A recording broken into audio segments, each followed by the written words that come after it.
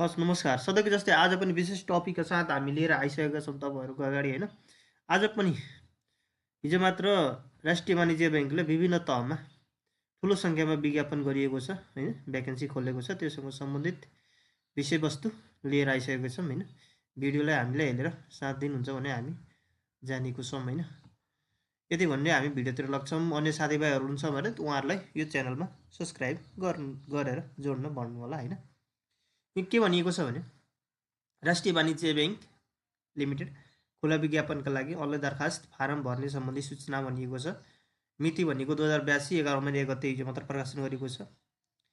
यस ब्याङ्कको रिक्त रहेका निम्न तह र पदका लोकसेवा आयोगको सहमति अनुसार लोकसेवा खुला प्रतियोगिताद्वारा स्थायी प्रतिपूर्ति गर्नुपर्ने भएकोले आवश्यक न्यूनतम शैक्षिक योग्यता पुगेका तथा कुनै वाद कसुर नलागेका इच्छुक योग्य नेपाली नागरिकबाट मिति 2082 11 महिना 1 गतेदेखि अनलाइन दरखास्त फारम भर्न आह्वान गरिएको छ। ब्याङ्कले तोकिएको अनलाइन दरखास्त फारम भर्नुपर्ने सम्पूर्ण विवरणहरू भरि सो साथ आफ्नो नागरिकता, नेपाली नागरिकता र दरखास्त पेश दिने पदका लागि तोकिएको शैक्षिक योग्यताको ट्रान्सक्रिप्ट, चारित्रिक प्रमाणपत्र, लोकसेवा आयोगबाट सञ्चालित पूर्व योग्यता परीक्षा उत्तीर्ण गरेको प्रमाणपत्र तथा नेपाल बाहेक अन्य मुलुकबाट हासिल गरेको शैक्षिक योग्यता भएमा सोको साथ त्रिभुवन विश्वविद्यालयबाट समकक्षता निर्धारणता गरेको प्रमाणपत्र र पासपोर्ट साइजको फोटो अनिवार्य रूपमा स्क्यान गरी स्टेज गर्नुपर्नेछ। नेपाल सरकार वा नेपाल सरकारको स्वामित्वमा रहेको शैक्षिक संस्था कार्यरत उम्मेदवारहरूले विभागीय स्वीकृत समेत अनिवार्य रूपमा स्क्यान गरी एट्याच गर्नुपर्नेछ भनिएको छ होइन। त्यसपछि रिक्त नपुगेको, तोकिएको न्यूनतम शैक्षिक योग्यता नभएको, तोकिएको परीक्षा दस्तुर नभएका अनलाइन दरखास्त उप कुनै कारबाही हुने छैन।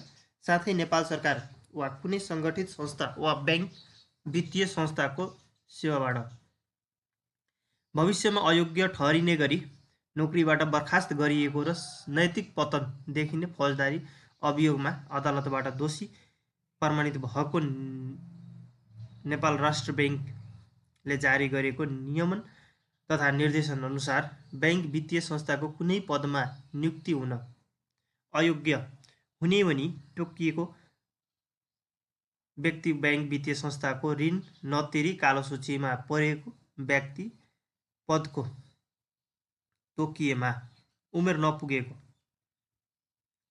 वा उमेर हद नाघेको व्यक्ति, मानसिक रूपमा सन्तुलन ठिक नभएको, निलम्बनमा रहेको र यस अघि लोकसेवा आयोगबाट सञ्चालित परीक्षामा अनियमितता गरी उम्मेदवार हुन बन्डेज लगाइएको अवधि पुरा नभएका उम्मेदवारहरूले दरखास्त उप कुनै कारबाही हुने छैन भनिएको छ। झुटा विवरण उल्लेख गरी अनलाइन दरखास्त फारम भरेमा सोको जवाबदेही दरखास्तवाला स्वयं हुनु पर्नेछ। परीक्षा दस्तुर समेत अनलाइन मार्फत उपलब्ध गरिएका माध्यम नमस्ते पे वा कनेक्ट आइपिएस वा ई सेवा वा खल्तीको तोकिएको अन्य कुनैबाट बुझाउनु पर्नेछ। परीक्षा दस्तुर नगदमा बुझ्ने व्यवस्था नरहेको बेहोरा समेत यसै सूचनाबाट जानकारी गराइन्छन्। यो भनेको तपाईँलाई फर्म भर्दाखेरि के चाहिन्छ, डकुमेन्ट कसरी फर्म भर्ने होइन। त्यसपछि तपाईँको फर्म भरिसकेपछि यो कसले फर्म भर्न पाउँछन्, परीक्षा दस्तुर कसरी तिर्ने, त्योसँग सम्बन्धित इन्फर्मेसन यहाँ लेखिएको छ होइन। अब कुन पदमा कति विज्ञापन खोलिएको छ त, कतिवटा सिट माग गरिएको छ त यहाँ हेर्न सक्नुहुन्छ।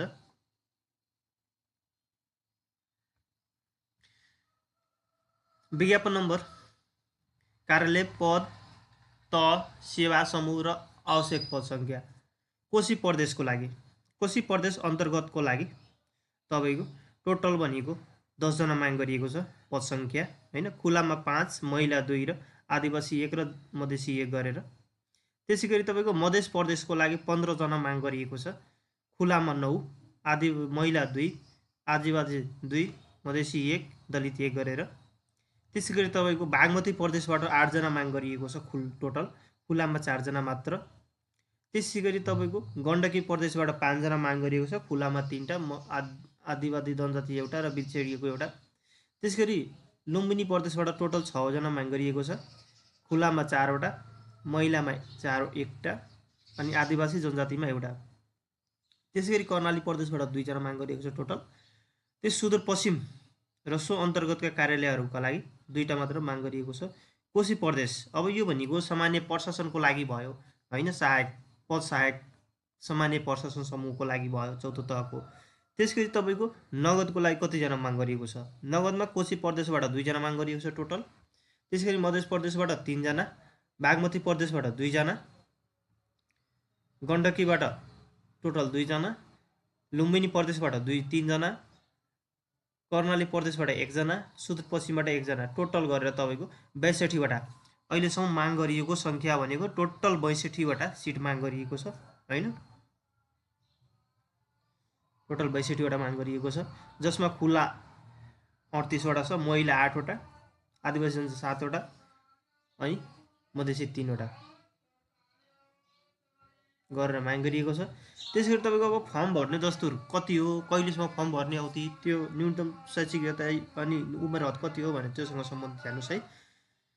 सेवाको किसिम स्थायी हुनेछ भनिएको छ 3 नम्बरमा, 2 नम्बरमा। 3 नम्बरमा आवश्यक न्यूनतम शैक्षिक योग्यता भनेको 10/2 वा सोसर उत्तीर्ण गरेको हुनुपर्छ।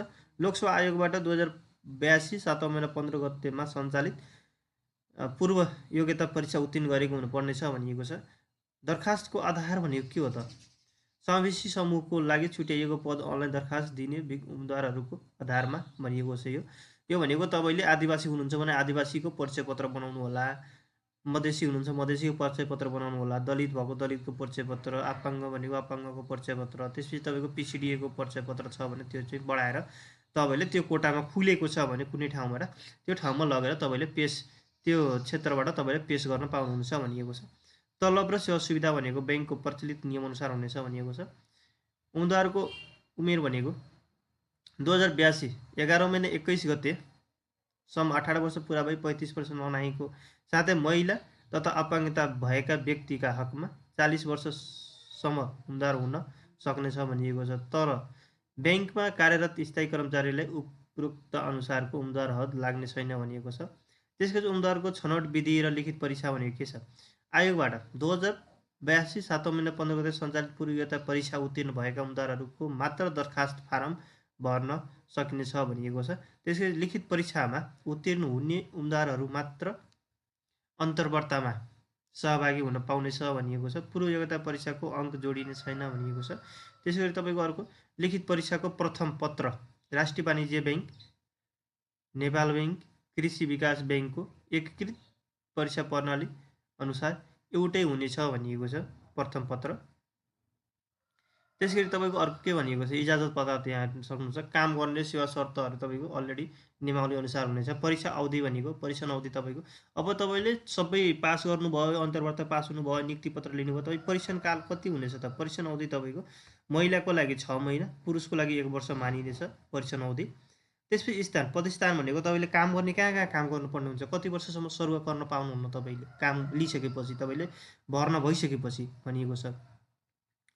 उपरोक्त विज्ञापनमा अनुसार नियुक्त हुने कर्मचारीहरू सम्बन्धित प्रदेश वा सो अन्तर्गतका शाखा कार्यालयहरूमा हैन, शाखा कार्यालयहरू बागमती प्रदेशको हकमा बागमती प्रदेश अन्तर्गत उपत्यका बाहिरका कार्यालयमा कम्तीमा 7 वर्ष अनिवार्य रूपमा काम गर्नुपर्ने प्रस्तापन गर्नेछ 7 वर्ष काम गरेपछि मात्र तपाईँले अर्को ठाउँमा सरुवा बढुवा गर्न सकिन्छन् हैन, अर्को प्रदेशमा, नत्र गर्न सकिन्न भनिएको छ हैन।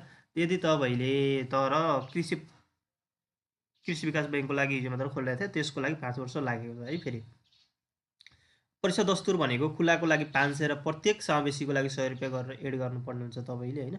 र खुलाको लागि अब तपाईँले दस्तुर डबल दस्तुरमा पनि तिर्न सक्नुहुन्छ। डबल दस्तुरमा तपाईँले फर्म भर्ने मिति भनेको 28 गतेसम्म राखेको छ। 2082 11 महिना 28 गतेसम्म तपाईँले फर्म भर्न पाउनुहुनेछ भनिएको छ हैन। अब यति मात्र भन्दै हामी भिडियोलाई यहीँ इन्ड गर्छौँ। मेरो भिडियो हेरिदिनु भएकोमा हस् नमस्कार, thank you for watching my this video हैन। अन्य साथीभाइहरू लोकसेवासँग सम्बन्धित जिज्ञासा जान्न चाहनुहुन्छ र इन्फर्मेसन लिन चाहनुहुन्छ भने हाम्रो युट्युब च्यानलमा जोड्नु होला होइन र सब्सक्राइब गर्नु होला प्लस लाइक एउटा थिचिदिनु होला थ्याङ्क यू